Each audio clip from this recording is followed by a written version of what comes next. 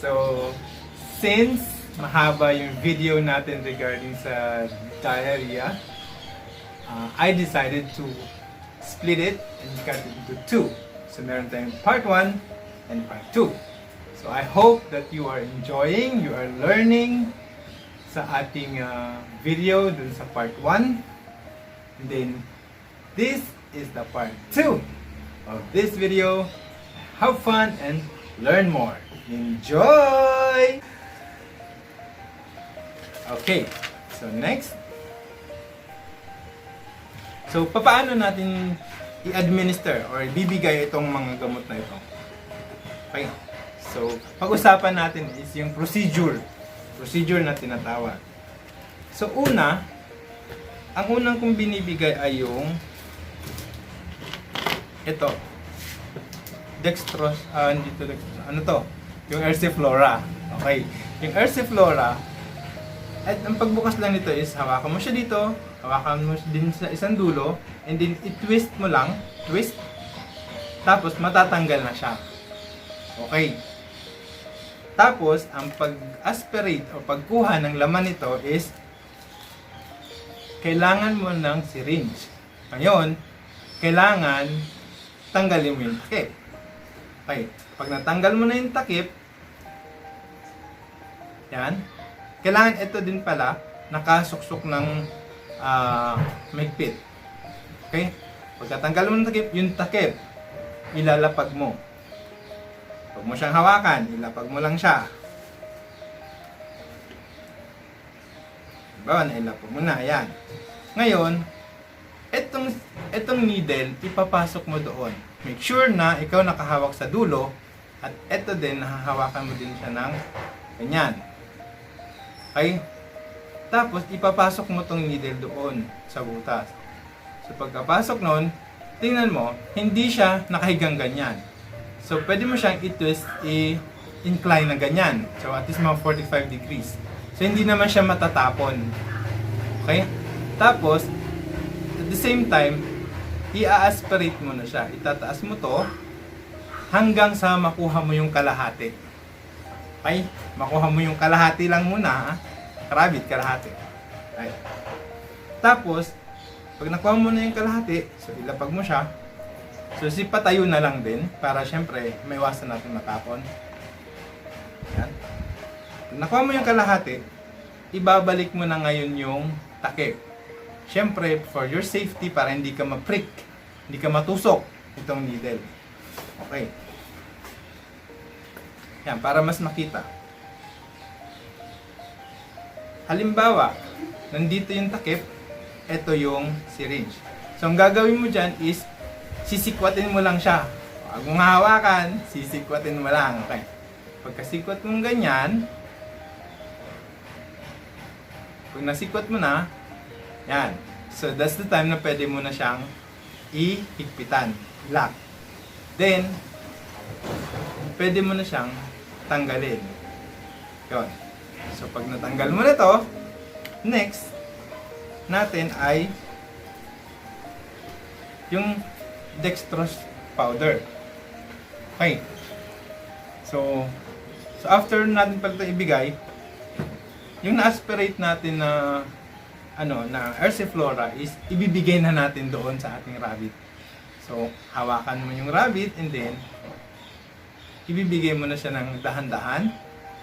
Ako ginagawa ko kasi is ginagalaw-galaw ko siya para habang ini-inject ko para masipsip niya, so magalaw yung dila niya. So didilaan niya, sipsipin niya yun. Alright? So wag naman lahat po eh. Kawawa naman.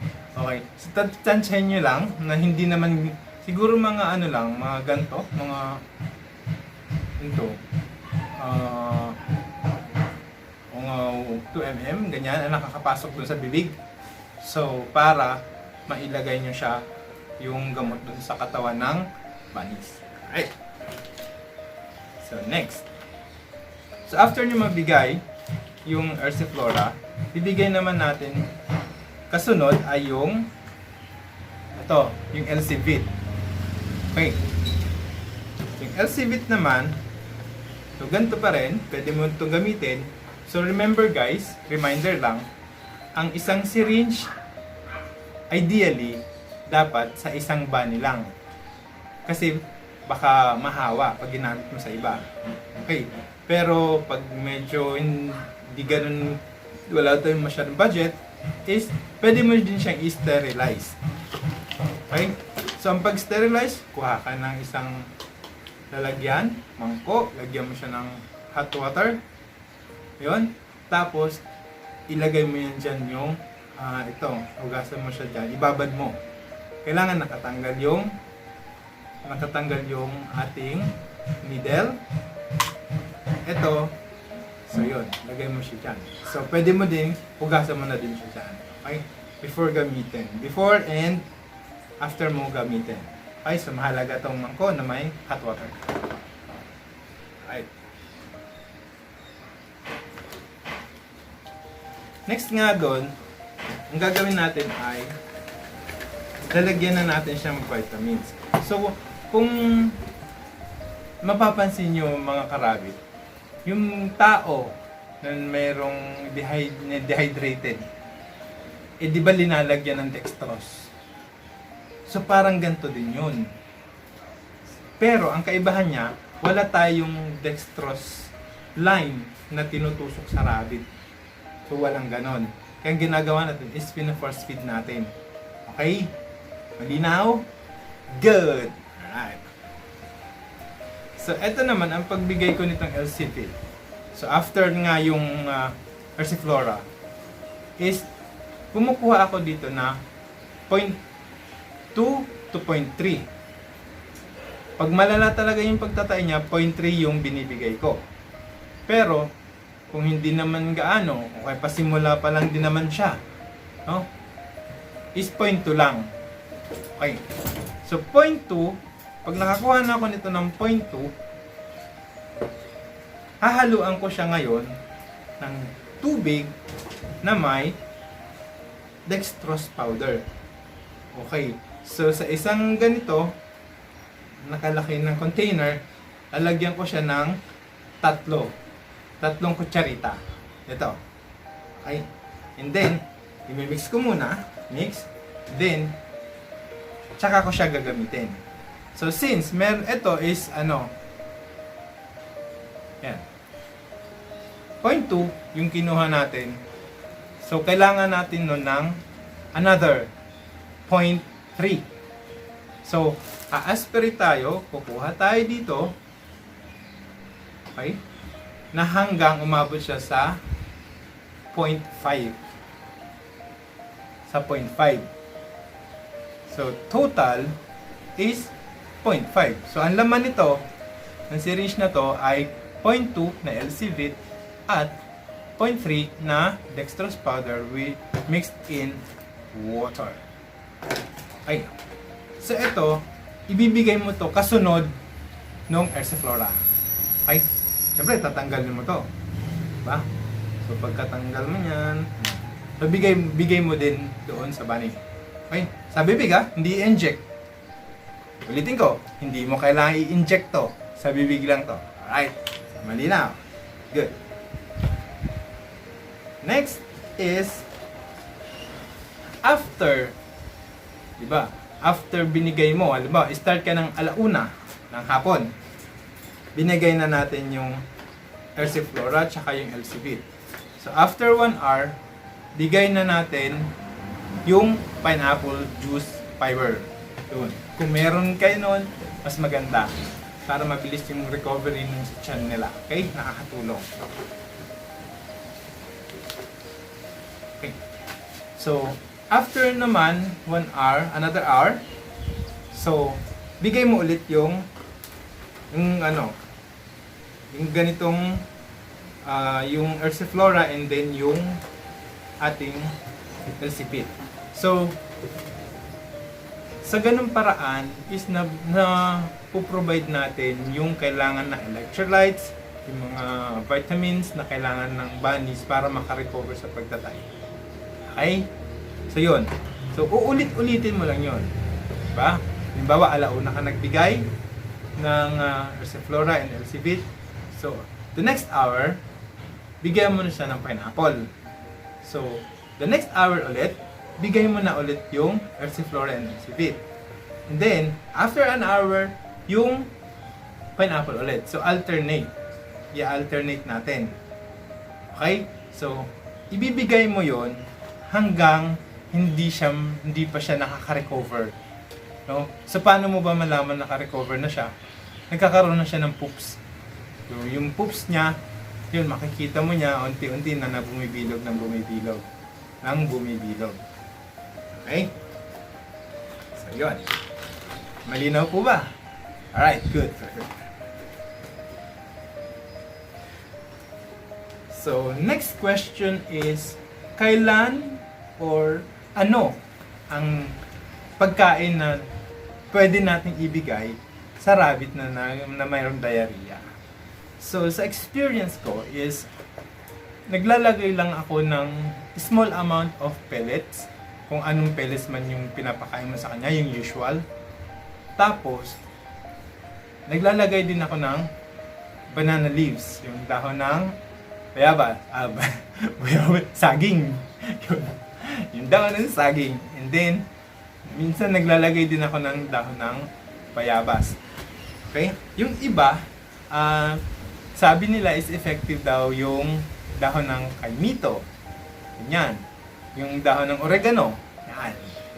So, dito sa rabbit ko, ang ginagamit ko is yung dahon ng saging, dahon ng bayabas, at dahon ng oregano. So, yun. Pero hindi ko sila sabay-sabay binibigay. No?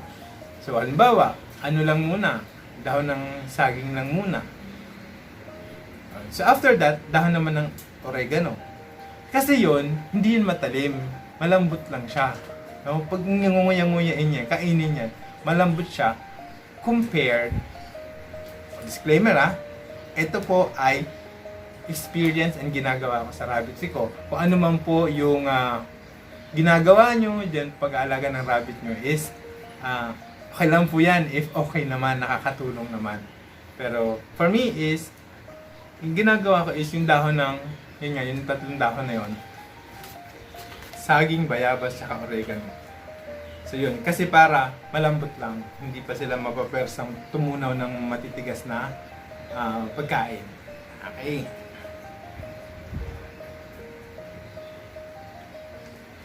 Tapos meron din akong nakalagay doon na inuman ng ano. So, yung ganito, so meron siyang inuman, hindi yung automatic na yung water drinker ganyan. Hindi 'yon. Kasi mag-isa lang naman siya. Or kung dalawa o mas marami, kailangan meron silang inuman ng tubig na may Versivit. Diba? Versivit. Baka naman. Okay. So, yan.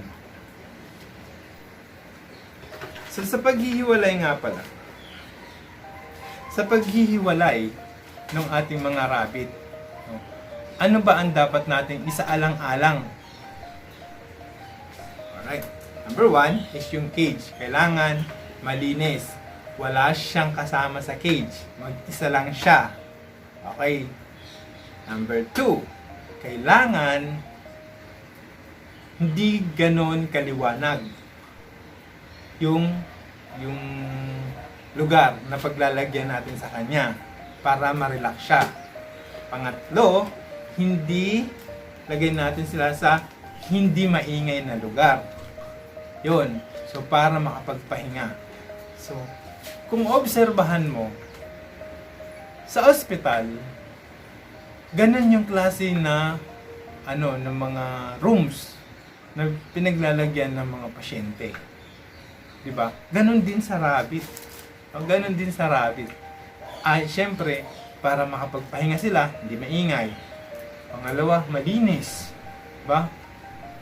So, pangatlo, hangga't maaari, walang istorbo sa kanila sa pagpapahinga muna nila habang sila ay ginagamot. Okay? So, yun. And another thing pala, bakit may tissue ako dito? Right? Yung tissue na to is since nagtatae yung rabbit natin. No? Nagtatae sila. Hindi na kailangan huwag mo nang basain kasi basa naman na yun. So yung tissue paper na to, punasan mo lang yung puwet, no? Tapos pag napunasan mo na, pwede din itong panlinis ng cage. Siyempre, nagtatay yan, malamang naapakan niya yung tayo niya, hindi lumulusot doon sa flooring ng cage. So yun, mahalaga din yan. Tissue. Okay, or kaya wala kang tissue, towel, yun. Yung towel is basain nyo, pero pigain nyo. And then yun yung pampunas nyo doon sa puwet nung ating panig. Right? So, ayun. Nalaman nyo na kung paano yung gagawin natin doon sa mga baning may sakit. So, sana nasundan nyo yung procedure. Ay, ang huli na information natin ay paano ba natin maiwasan na magkaroon ng diarrhea yung mga rabbits natin. Okay? Number 1 pa rin is yung kalinisan. Okay? Kalinisan ng ating cages. Kailangan malinis. Okay? So, kailangan stress-free sila. Diba? Yung tinitirahan nila. Right? So, regarding sa stress is, ayun, we will make another video for that.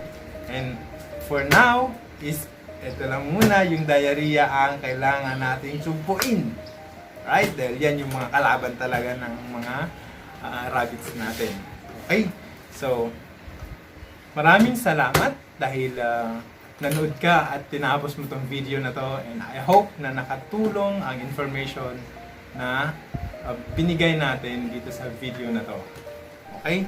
And salamat din sa mga subscribers natin. Salamat din po. And then for those na hindi pa nakapag-subscribe, subscribe na po kayo. And ayun, thank you. So, once again, welcome to the Redgate Rabbitry.